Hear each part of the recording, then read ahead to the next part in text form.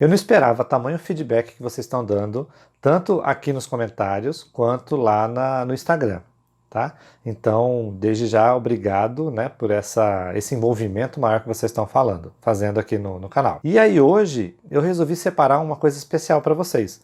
Já passa da meia-noite, eu chamei Patrícia e falei, vamos gravar porque me deu essa motivação. Vou falar para vocês sobre capital de giro. Você sabe o que é?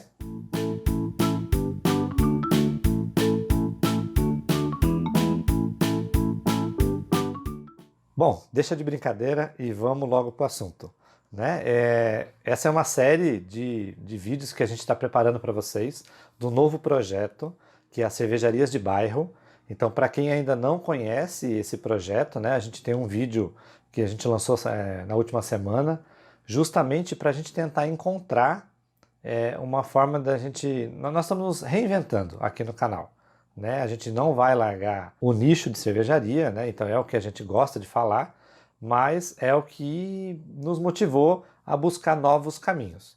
Para quem chegou no canal agora, eu sou Luiz Picelli, eu sou cervejeiro, pai, enfermeiro, professor, mil e uma utilidades. Mas eu gosto mesmo de explicar, ensinar e mostrar como é difícil ou como é fácil ter uma cervejaria. O difícil é a gente saber se a gente consegue ou não quando a gente não planeja.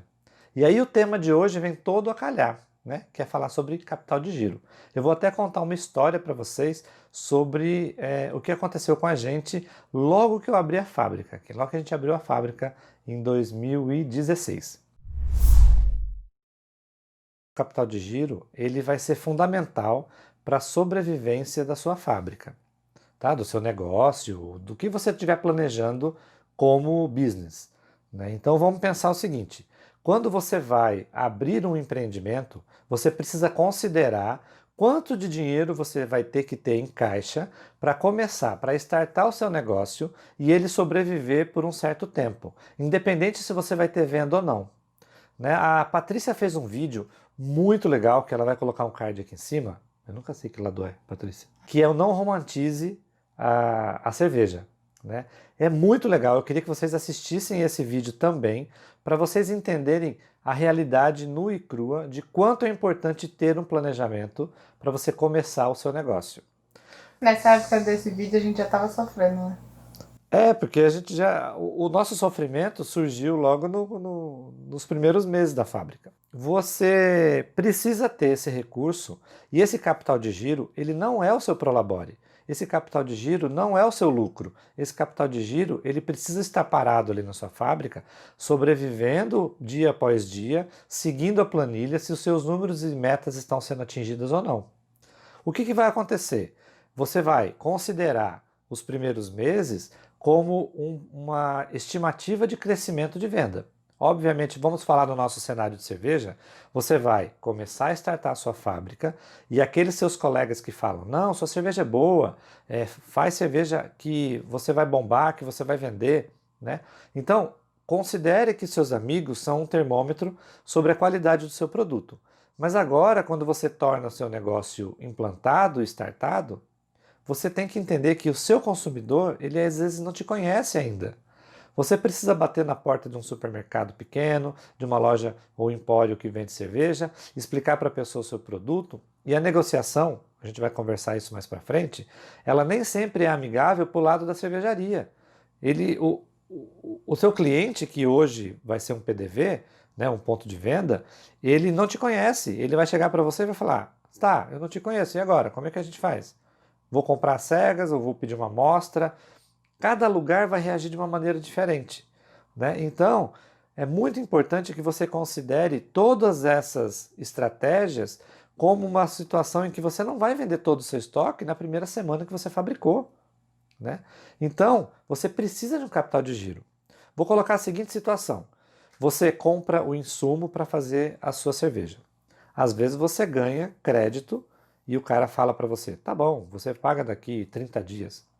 Só que se ele não te conhece, provavelmente você só vai ganhar esse bônus de pagar o insumo daqui 30 dias depois de uns meses que você começou a abrir a sua fábrica. Aí você fez a compra dos seus insumos. Você não vai comprar insumo só para a primeira batelada, para o primeiro lote. Porque quando você terminar de fazer ela, esse produto vai para a garrafa ou vai para o barril, aí ele vai para o ponto de venda. Se você não fizer outro, quando acabar o seu estoque, você não tem cerveja pronta para fazer de novo. Então é mais dinheiro que você precisa aplicar ali comprando insumo para fazer a próxima cerveja. Você vai comprar garrafa, aí você vai comprar rótulo. Vocês acham que comprar rótulo você vai comprar só para o lote que você tem? Imagina que você tem 500 litros de cerveja pronta e você precisa colocar em 1.000 garrafas de 500 ml. Se você vai na gráfica e negocia com a gráfica e fala, preciso de 1.000 rótulos, ele vai chegar para você e vai falar, o preço é X. E é caro. Né? Agora, se ele negociar com você e falar assim, ó, tá, mas se você comprar 10.000 rótulos, eu te faço a metade do preço, eu te faço 60% do valor, cada gráfica vai ter uma forma de negociação.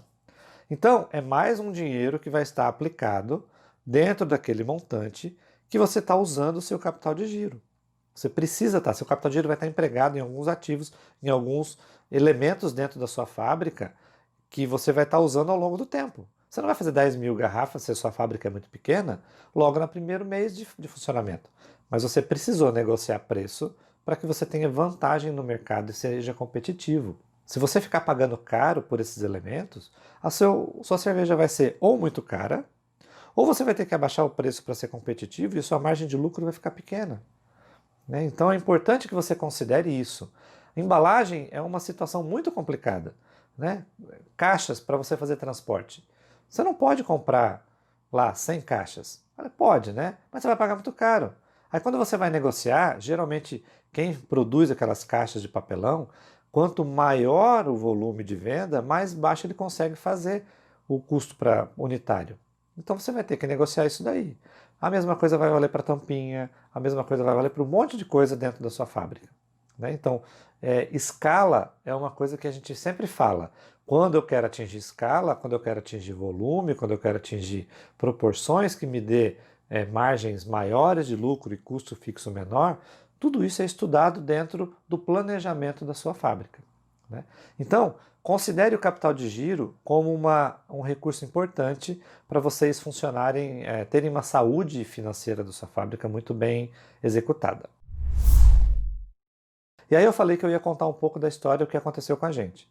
Né? Eu tinha um recurso próprio, né? A gente acabou juntando dinheiro, eu e Patrícia, com trabalhos que a gente acabou fazendo 2 anos antes da própria abertura da fábrica.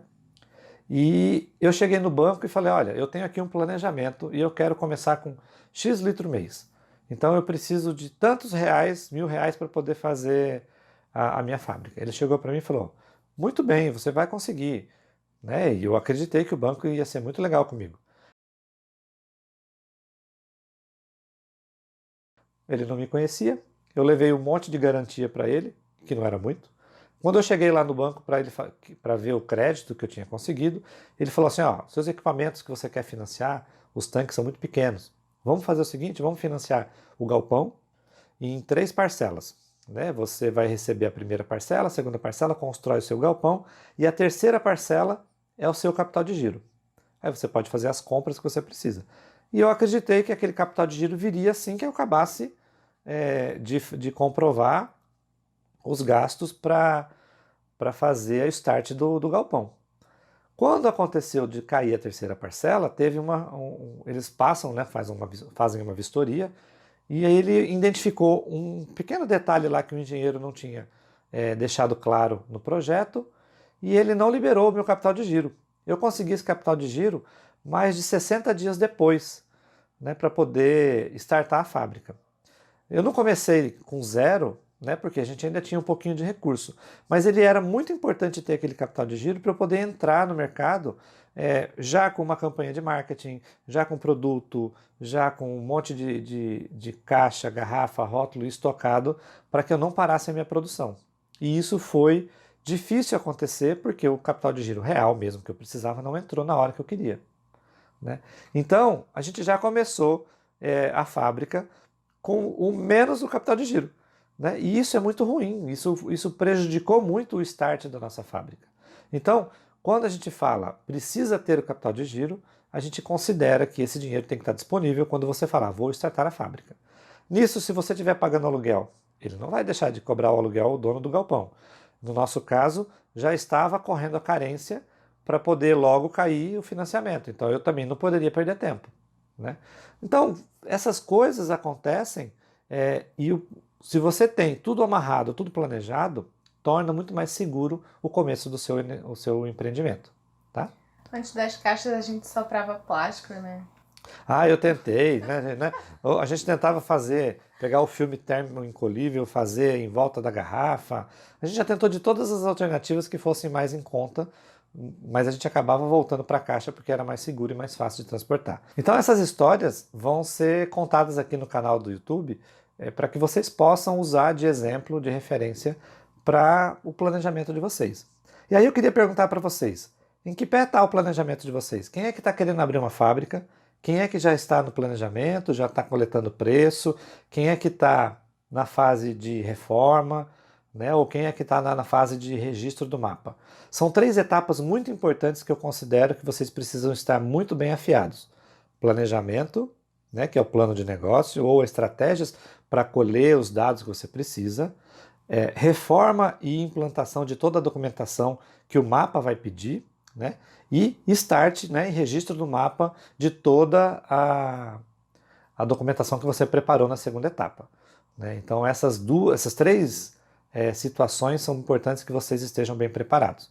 E eu espero que eu consiga trazer para vocês dicas aqui importantes para que vocês possam fazer isso da melhor maneira possível. Nem eu, nem Paty somos especialistas em contabilidade, né? Nós não somos formados em contabilidade, nós não somos economistas, nós não somos formados em administração, mas a gente se lascou muito, né? Durante 4 anos numa fábrica de cerveja. Então, tudo que a gente errou e que a gente poderia fazer de novo, né, de uma forma diferente, uma parte dessa experiência eu quero compartilhar com vocês, porque é importante que vocês não façam os mesmos erros que eu acabei fazendo.